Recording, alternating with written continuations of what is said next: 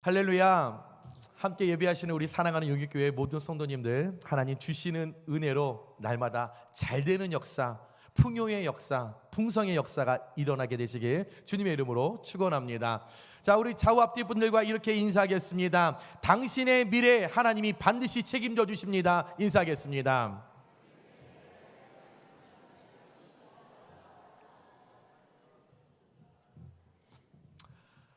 여러분, 사주팔자를 들어보셨습니까? 많이 들어보셨죠? 보신 분들도 있죠? 우리 주변에 믿지 않는 자들이 이 사주팔자를 여러분 많이 보러 다닙니다. 저와 여러분 중에 사주팔자를 보러 다니는 분들은 이 자리에 없을 거라 생각합니다. 그렇게 믿어도 되겠죠? 진짜예요? 네, 저희 사모 빼고 다 아멘 하신 것 같습니다. 자, 그런데 믿는 자들이 사주팔자를 보러 다니지 않더라도 이 사주팔자가 뭔지는, 기초가 뭔지는 믿는 자들이 좀 알고 있어야 돼요. 알고 있어야 믿지 않는 세상 사람들이 우리한테 어이, 보러 가자. 안 가. 왜 안 가? 그거 다 뻥이야. 말할 수 있는 근거가 있어야 될 거 아니에요. 그거 나쁜 거요. 못 쓰는 거요. 근거 없이 말하면 여러분 그 사람과 소통이 안 되죠. 뭔가 기초를 좀 우리가 알아야 합니다.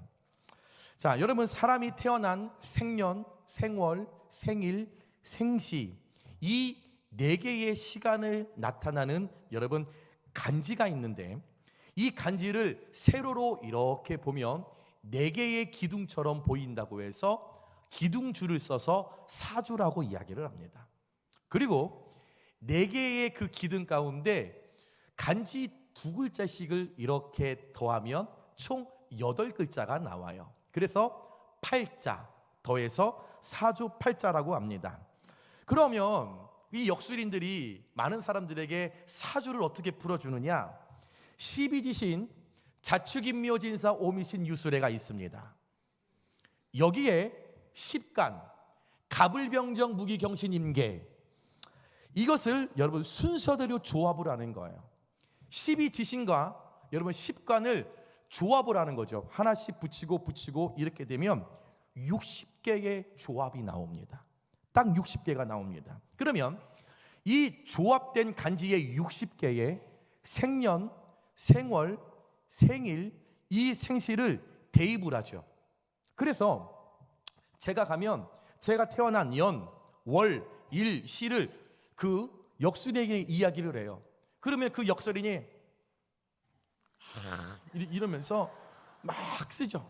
막 쓰면 여러분 여기에 사주가 나오는데, 이 사주의 경우의 수가 약 51만 8,400개가 나옵니다. 그러면 이 51만 8,400개 가운데 딱 맞는 사주를 가지고 운이 좋다, 결혼은 언제 해야 된다, 언제 죽을 거다, 언제 취직이 된다, 막 이렇게 이야기를 하게 되는 거죠.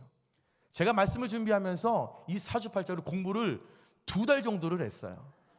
그래서 여러분들 이 역술인 찾아가서 사주팔자 보는데 몇십만 원이세요. 그래서 저는 목사니까, 좋은 사람이니까 저는 5,000원씩에 봐드리겠습니다. 그러니까 사주가 궁금하시면 오시면 제가 다 봐드립니다. 그런데 제가 이렇게 여러분들의 사주를 다 봤더니 저와 여러분 다 천국에 갈 줄 믿습니다.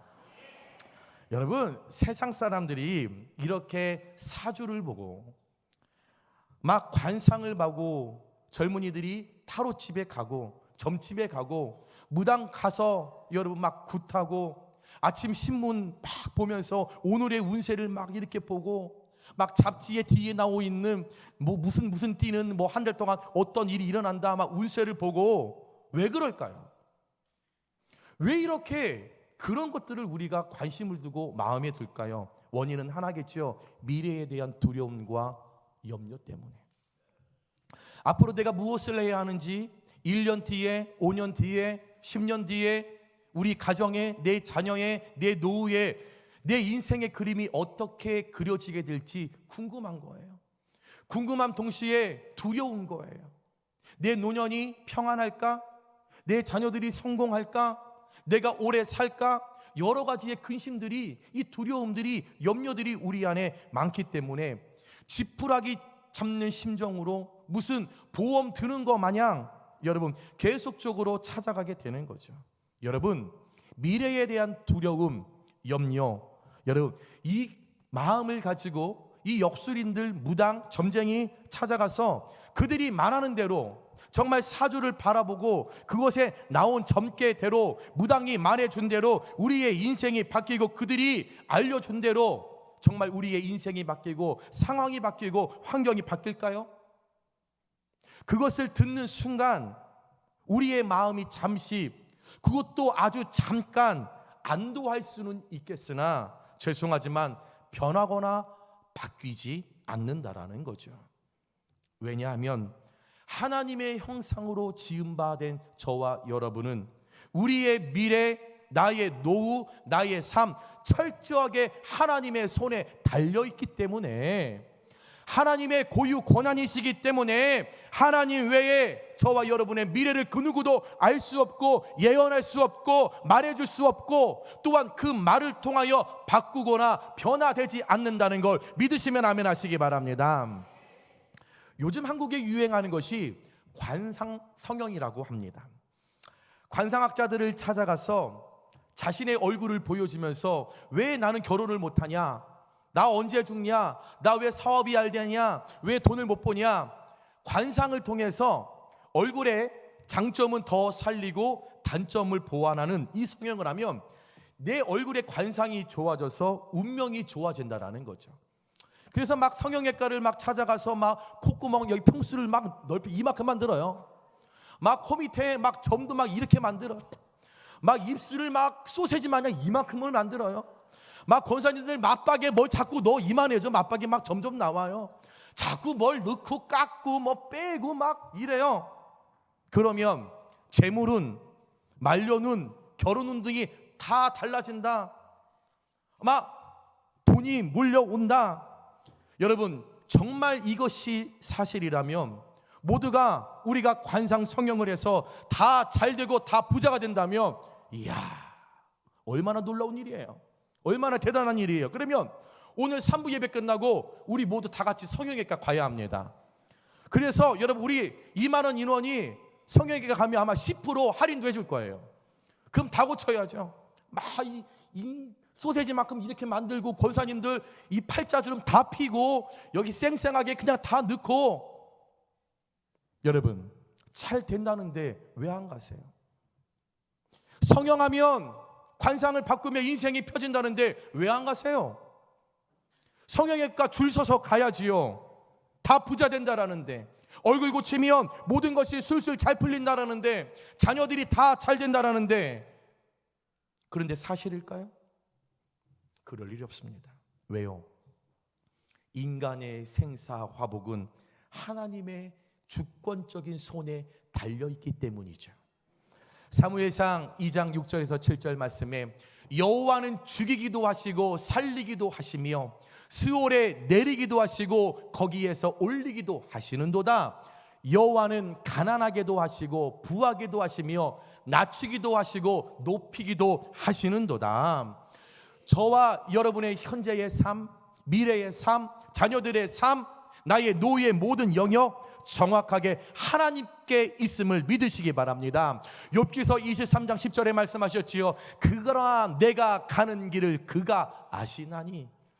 말씀에 정확하게 하나님 말씀하세요. 저와 여러분들이 가야 하는 그 길, 나의 미래, 나의 노년, 나의 노후, 내 가정의 모든 삶 오로지 그가 아시나니, 하나님만이 아신다라고 말씀에 정확하게 여러분 기록하고 있다라는 거죠. 미래의 계획, 나아가야 할 길, 아무리 우리가 똑똑하고 아무리 많이 배우고 아무리 잘나도 내일 일을 할 수 없는 우리의 모든 영역 오직 주님만이 아시는 줄 믿습니다. 오늘 우리가 함께 나누고자 하는 여러분 이 야곱은 일생 동안 어느 한 곳에 정착하지 못하고 늘 떠돌아 다니는 떠돌이의 삶을 살았던 사람입니다. 다시 말하면 여러분, 늘 미래가 보장되어 있지 않았죠. 늘 불확실한 미래를 하루하루를 살았습니다. 안정감이 없어요. 늘 마음에 평강이 없어요. 내일 어떤 일이 일어날지 늘 쫓기는 삶, 늘 옮겨 다니는 삶을 살았던 것이 이 야곱입니다. 오늘 말씀을 보면 이 야곱의 나이가 130입니다. 노년의 나이죠. 이제 나의 삶을 회고하며 되돌아보며 내가 어떻게 살았나, 이제 죽음을 앞에 두고 하나님 앞에 어떻게 갈까, 내 삶을 점검해야 하는 그 시기인데도 불구하고 그 130세에 여러분 불확실한 미래에 대한 문제가 오늘 야곱에게 그 사건이 일어났습니다. 이 야곱, 그 누구보다도 파란만장한 인생을 살아왔던 사람이죠. 그가 살아왔던 구비구비를 보면 눈물 없이는 여러분 우리는 해석할 수 없죠. 그 야곱이 겪었던 아픔, 그 어떤 누구와도 비교해도 뒤지지 않을 만큼 많은 서러움의 삶을 살았던 것이 이 야곱입니다. 그러면 이제 130이 되었으면 이제 좀 평안해도 되는데, 그렇게 눈물을 흘렸던 사람 이제 눈물을 멈추고 좀 웃으며 살아도 되는데, 평강의 은혜, 평안의 은혜 이제 좀 누려도 되는 그 말년에 우리 하나님께서는 그 야곱을 그렇게 평안하게 안전하게 두시지 않았습니다. 오늘 이야기의 시작은 이렇습니다.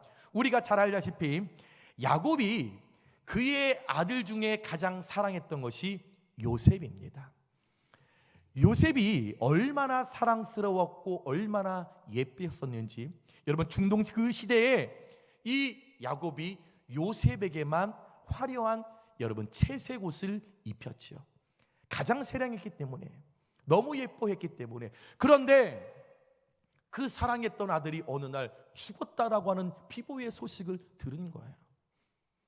그렇게 사랑했고 그렇게 예뻐했고 눈에 더워도 아프지 않는 그 요셉이 죽었다라는 이야기를 들었을 때 가슴에 묻었죠. 가슴 깊은 곳 심장 뒤에 그 요셉을 두었죠. 그리고 그냥 살았어요. 그러나 아침에 눈을 뜨면 생각났겠죠. 밤에 눈을 감아도 생각이 났겠죠. 다른 아들 마음 아플까 봐 표현하지 못해도 밥 먹을 때도 요셉이 보고 싶었겠죠. 그 아들들을 바라보면서 채색 옷을 입고 뛰어다녔던 그 요셉이 눈에 아른아른 거렸겠죠. 그렇게 그리워했고 그렇게 보고 싶어했던 그 요셉이 어느 날 살아있다라는 소식이 야곱의 귀에 들리고, 그것도 뛰어넘어서 애굽의 총리가 되었다라는 소식을 듣게 되었습니다. 얼마나 좋았을까요? 얼마나 기뻤을까요? 얼마나 날고 싶었을까요? 당장이라도 그 소식을 듣자마자 요셉이 있는 애굽으로 달려가고 싶었겠죠. 그러나 그 야곱, 그 심장 뒤에 넣어두었던 그 요셉 너무나 보고 싶었지만 오늘 말씀을 보면 1절 말씀에 이스라엘이 모든 소유를 이끌고 떠나 브엘세바에 이르러 그의 아버지 이삭의 하나님께 희생 제사를 드리니 어찌된 영문인지 그렇게 보고 싶고 그렇게 그리워했던 요셉이 있는 애굽으로 가지 않고 엉뚱한 브엘세바에 내려갔다라는 거죠. 저 같았으면 저의 딸 은결이가 죽었다 이 소식을 들었을 때 시금전폐하며 살다가 목사님 딸이 지금 케냐에 살고 있습니다 이야기를 들었으면 저는 설교하다가 내려서 지금 인천공항 가서 벌써 케냐로 가고 있었겠죠. 왜요? 너무 보고 싶었으니까.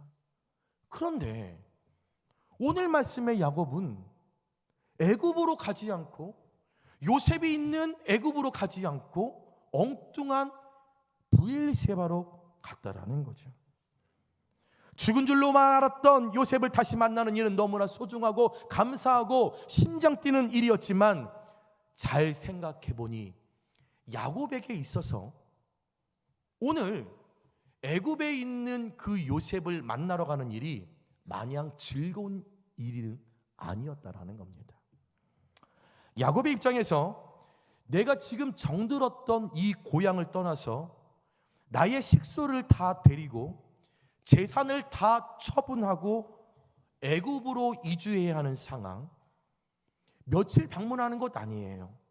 며칠 여행하는 것 아니라 익숙하고 편안하고 이제 조금 안정감을 누리며 이제 살만하고 이제 친구들도 사귀었고 이제 친지들과 좀 즐겁게 나누고 살 수 있는 이 상황을 처분하고 어떻게 보면 내 의지가 아니라 타의로 억지로 가야만 하는 이 미래. 그런데 야곱은 언약의 삶을 살아가는 믿음의 사람이었기에 내가 현재 머물고 있는 이 가나안, 이 약속의 땅을 떠나서 그 애굽에서 어떤 미래가 펼쳐질지, 어떤 어려움이 일어날지, 그 요셉을 통하여 내 삶에 어떤 일이 일어나게 될지 전혀 알지 못한 채 그 가야만 했던 그 상황, 어떤 실패가 있을지, 또 내가 그렇게 일구어 넣었던, 그렇게 좋아했던, 하나님께서 내게 약속하셨던 이 가나안 땅, 약속의 땅에 내가 다시 돌아올 수 있을까? 몇십 년 동안 내가 교제했던 아무개 누구를 만나러 내가 그 믿음의 땅, 약속의 땅에 다시 돌아올 수 있을까? 불확실한 미래에 대한 마음과 어둠이 그에게 찾아왔을 때 야곱은 애굽으로, 요셉이 있는 애굽으로 최종적으로 발걸음을 옮긴 것이 아니라 하나님이 원하시는 건지, 내가 요셉을 만나러 애굽으로 가는 게 하나님의 목적인지, 하나님이 기뻐하시는 일인지, 정말로 하나님이 내가 애굽으로 내려가기를 원하시는지 그것을 묻고 싶었기 때문에 애굽으로 간 것이 아니라 그의 할아버지 아브라함과 아버지 이삭이 날마다 하나님 앞에 희생 제물을 드렸던, 예배 제단을 쌓았던, 기도를 쌓았던 브엘세바로 그가 내려갔다라는 거죠. 사랑하는 여러분, 오늘 우리는 여기에 집중을 해야 합니다. 우리는 이 땅을 살아갈 때 매사 현재의 삶이든 미래에 대한 문제이든 여러분의 자녀의 삶이든 여러분들의 노후에 일어날 모든 이 일들을 현재 내가 처한 환경과 그 상황을 가지고 무엇을 어떻게 결정하고 선택해서는 절대 안 된다라는 거죠.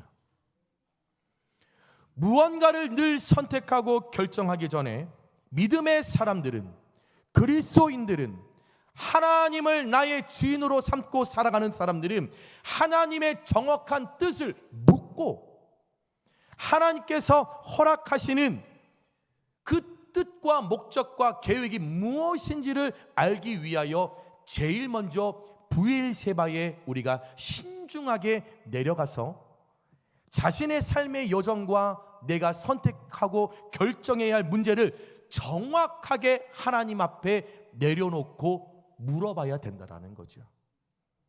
여러분, 세상 사람들도요, 중요한 선택, 미래에 관한, 자녀에 관한 이 모든 것들을 결정할 때 혼자 하지 않아요. 그러니 사주팔자 보러 가는 거예요.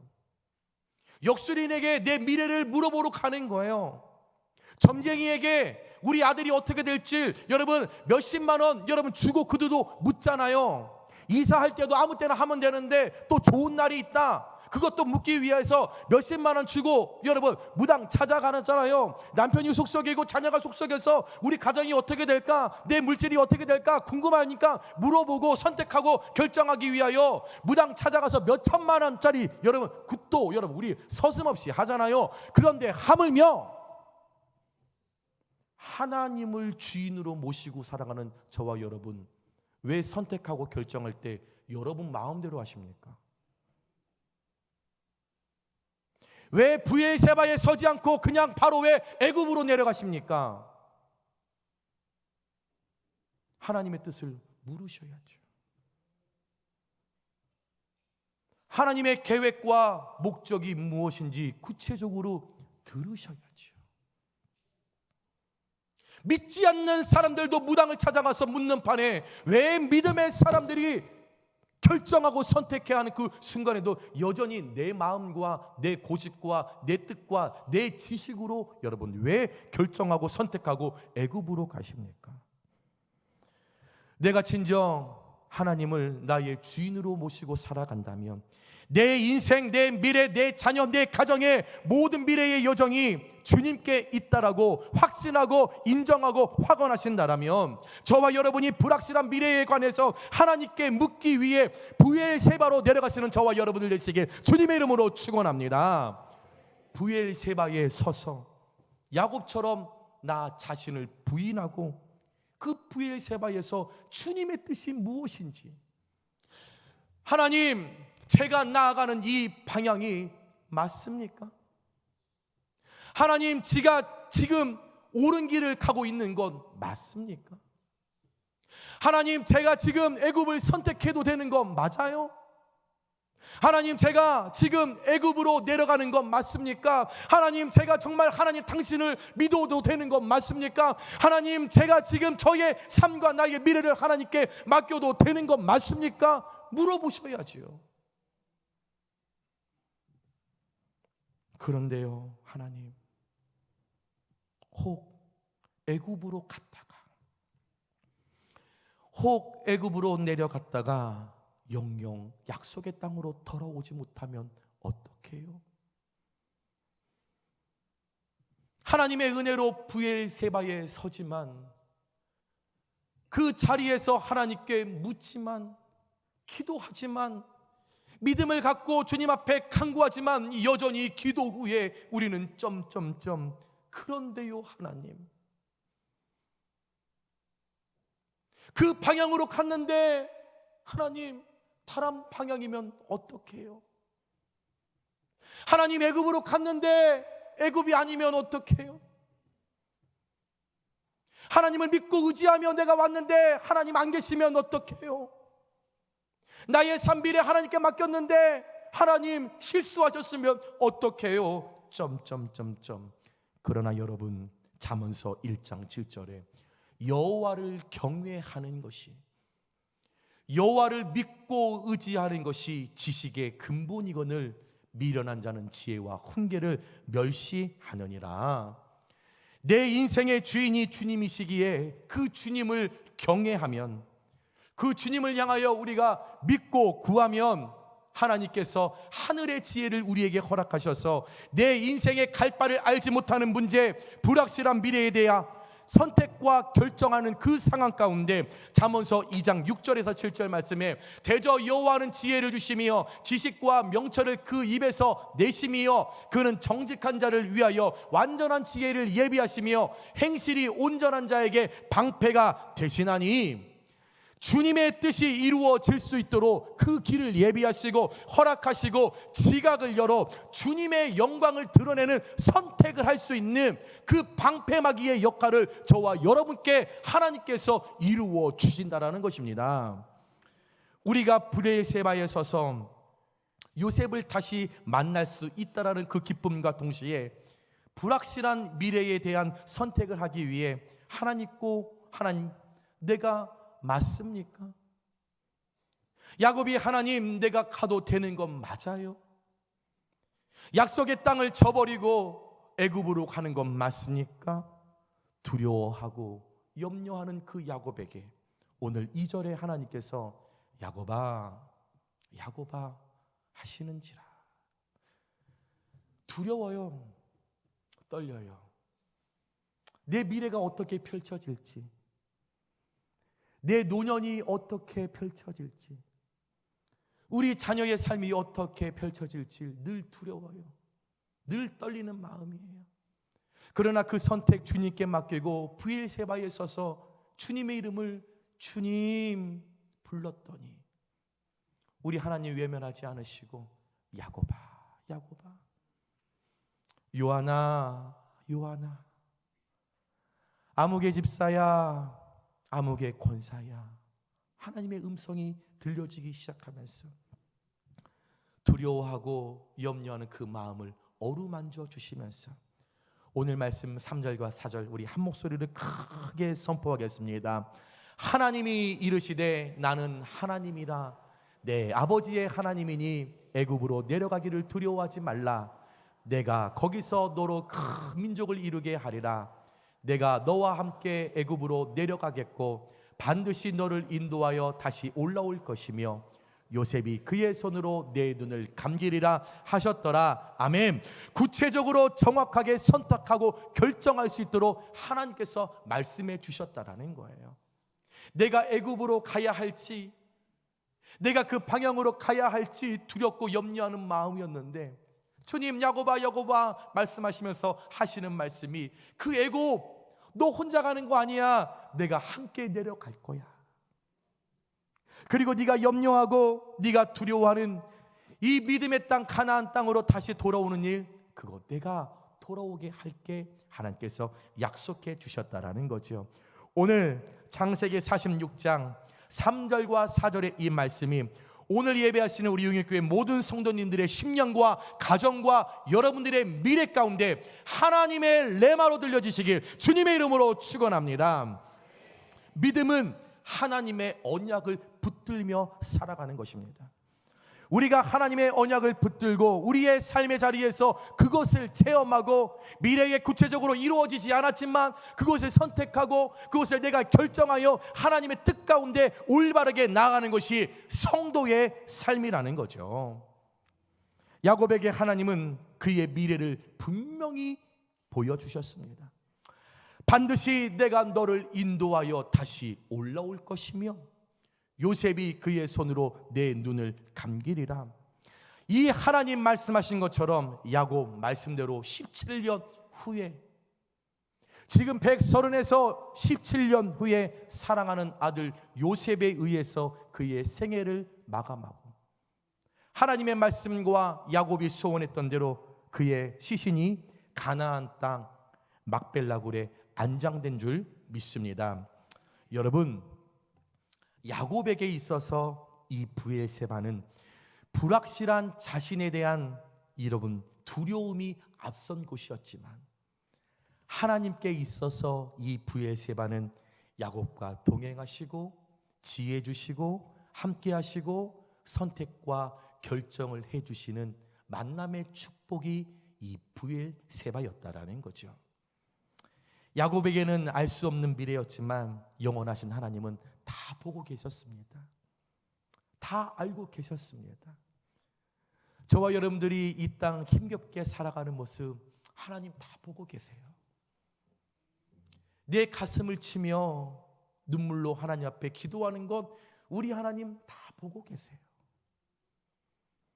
하루하루를 힘들게 이겨나가는 우리의 모습 하나님이 다 보고 계세요. 그리고 다 알고 계세요. 내 마음의 형편, 환경, 이 처지 하나님이 다 알고 계세요.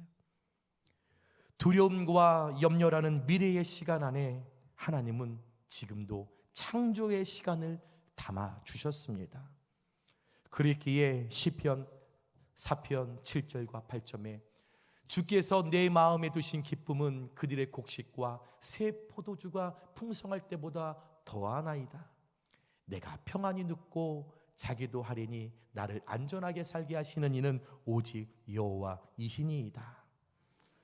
그 두렵고 떨리고 염려했던 미래의 시간 동안 야곱 가문은 하나님께서 안전하게 하셔서 잘 때도 누워 있을 때도 일어날 때도 하나님의 안전함과 평강을 누리며 이 땅 가운데 큰 민족을 이루게 된 걸 믿으시기 바랍니다. 사랑하는 여러분, 불확실한 미래를 바라보는 야곱의 마음이 어찌 보면 저와 여러분의 마음과 똑같은 것 같습니다. 누군가 타인이 내게 물어보면 강인한 척, 강한 척, 다 알고 있는 척 말하지만 주님과 독대하여 눈물로 나아갈 때는 아무것도 할 수 없음을 두려워하고 염려하고 있는 그 어리석은 모습이 여러분 야곱과 저와 여러분의 모습과 똑같은 것 같습니다. 불확실한 미래, 내 노후, 내 가정, 내 자녀, 내 신앙, 그것을 향한 우리의 마음이 어떻습니까? 현재 여러분들이 가지고 있는 염려와 두려움은 어떤 것이 있습니까? 두려움을 붙들고 홀로 씨름하기보다는 여전히 미래에도 주인 되시며 우리와 함께 하시는 하나님과 동행하시기 위하여 브엘세바에 먼저 내려가는 저와 여러분들 되시길 주님의 이름으로 축원합니다. 자기를 부인하고 주님의 뜻이 무엇인지 지혜 주시고 분별하게 하시고 선택과 결정을 할 수 있도록 도와주시는 나의 갈보리 언덕에 당당하게 서는 저와 여러분들 되시길 다시 한번 주님의 이름으로 축원합니다. 확실한 뜻과 계획을 가진 하나님이 우리와 어제도 오늘도 내일도 반드시 동행해 주실 줄 믿습니다. 말씀을 정리합니다. 여러분, 우리가 이 세상을 살아갈 때 변화가 일어날 때마다 너무 두려워하지 마세요. 또 미래를 바라보며 너무 두려워하지 마세요. 나의 노년, 노후, 나의 가정, 나의 자녀들을 바라보면서 너무 염려하지 마세요. 이렇게 여러분에게 선포하는 저도 이렇게 선포하지만 왜 염려가 없고 왜 두려움이 없겠습니까? 늘 두렵죠. 늘 염려하죠. 하나님 앞에 올바르게 살아가야 하는데 그 세상에 내가 귀 기울이지 않기 위하여 바르게 가야 되는데 잘할 수 있을까? 용인교회 하나님 보시기에 정직한 교회로 성장시켜야 하는데 잘할 수 있을까? 딸 아이 하나 있는 거 정말 말씀으로 잘 키울 수 있을까? 늘 두렵고 염려는 마음이 선포하는 저에게도 있어요. 그런데요, 여러분, 미래의 주인은 내가 아니라 하나님이십니다.